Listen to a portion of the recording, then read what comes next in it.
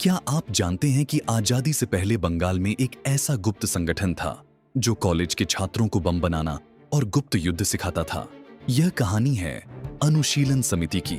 अरबिंदो घोष और बरींद्र कुमार घोष ने 1902 में ऐसे प्रशिक्षण केंद्र खोले जो बाहर से व्यायामशाला और पुस्तकालय दिखते थे।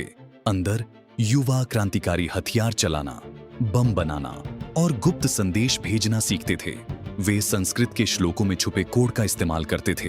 पूरे बंगाल में उनके गुप्त अड्डे फैले थे। अलीपुर बम कांड के दौरान अंग्रेजों को इनकी भनक लगी।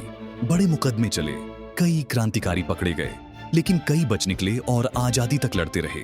क्या आप इन भूले हुए योद्धाओं की कहानी को दुनिया तक पहुंचाना चाहते हैं? तो अभी लाइक करें और सब्सक्राइब करें। इन लॉस्ट फाइल्स को दफन नहीं होने देंगे।